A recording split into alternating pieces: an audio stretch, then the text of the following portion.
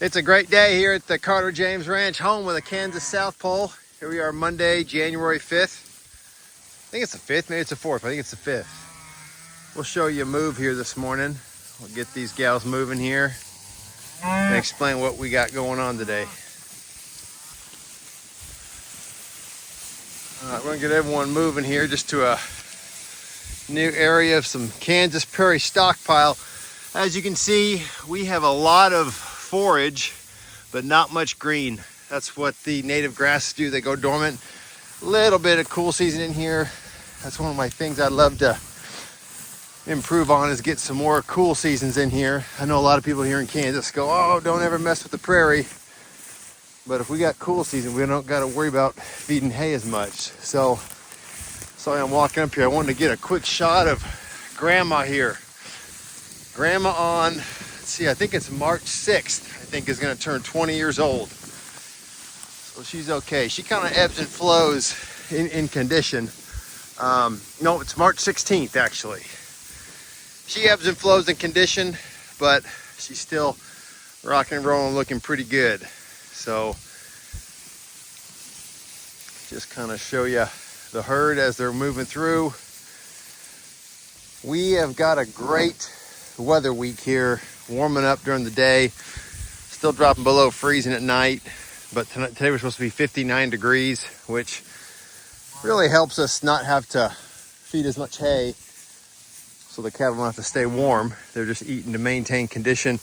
Also probably encourages them to eat a little more of the stockpile, but I am still unrolling hay. We do have different bales of hay, sizes anyway.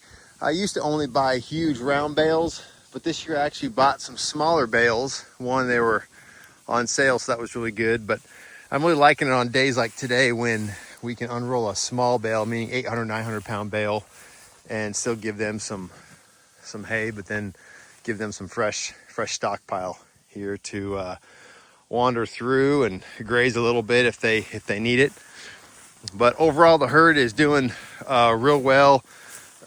Still dealing with, since we're here in the early January, warm temps, freezing at night. We got a couple animals coughing we need to watch. One animal I got to watch is this one in the back here. She's a heifer that was born actually she was born, she's coming up on 2 years old. So she should have gotten bred this past summer, but she just seems like she struggles on and off. So sometimes you have animals in your herd that are like that, and probably need to cull them at some point, just because I'm assuming I'm assuming she probably didn't get bred as a yearling. But we'll get her preg checked here in a little bit and see. So obviously the herd's heading up this hill here. There's actually some fescue up here, so they'll come up here and knock this out first, then they'll wander back through. I did unroll a bale of hay over along where all those animals are. There's some fresh prairie grass laid out there. So, but it has been quite a journey here this past year with the herd. I think I mentioned in the last video, calving season was a little disappointing, but we preg checked everyone this year, and at least the ones that didn't calve last year. And some animals didn't get bred at a year old. They bred at 2 years old, so we're keeping some of those. And mentioned, I think we're getting ready to pull the bulls. Let's walk up here and look at Comanche. Haven't showed you Comanche since I've been off YouTube for quite a while. So here's Comanche, my white-faced bull. I'm actually gonna be heading out to Missouri to be looking at another young yearling bull. Hey, big boy. Tell everyone hi. Good boy, Comanche. He always walks right by me and lets me pet him.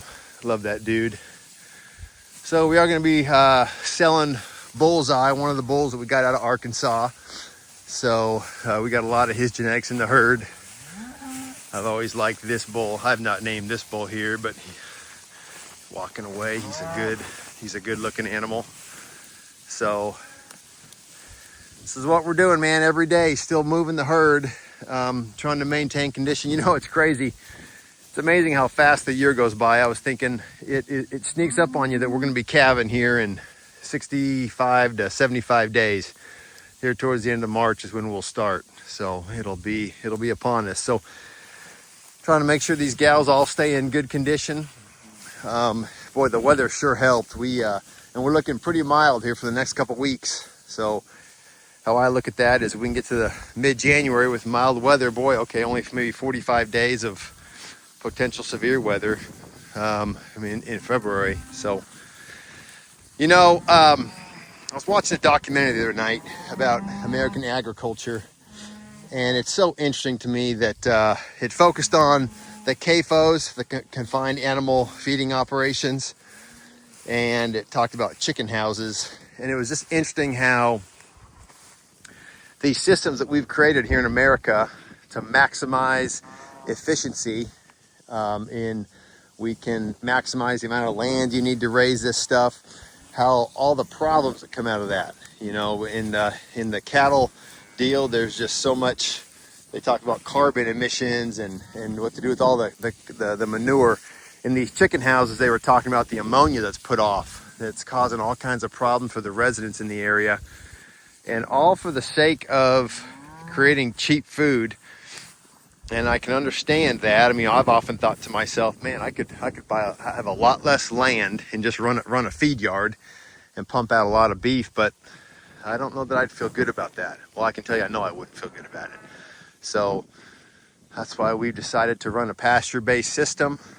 And I don't know, it actually kind of basically comes down to, what do you believe in? Do you believe in trying to maximize things for the money side? Because sometimes if you're all about the money, it's going to cause you to do some things in the short term that you might not believe in. So I think it's interesting. And I think what intrigues me a lot about this is the fact that I didn't come from an agriculture background. And even as we've been scaling up our meat production, our direct-to-consumer business, we talk to a lot of people that they don't know anything about what goes on out here. I don't edit these videos. You're probably hearing the wind. This is just what it is, This is what I like to tell people. This is my Garden of Eden. I get to be out here in creation and deal with these animals, and everything is real out here, as I've talked about before. So that's one thing I really love. You can see the herd now. They're settling in on this fresh prairie hay. Again, there's not a lot of great forage in here. They'll come back here and pick on this, but yeah. So we're just looking forward to a really good, hopefully, calving season. Lambing season. We're going to be having more heifers to sell this year, so I'm looking forward to that as we just continue to rock and roll along and build the ranch as we continue to grow the home of the Kansas South Pole. So this is what we're doing today. Hope you guys are doing well where you are at, and hope you have a great day, and we'll see you in the next video.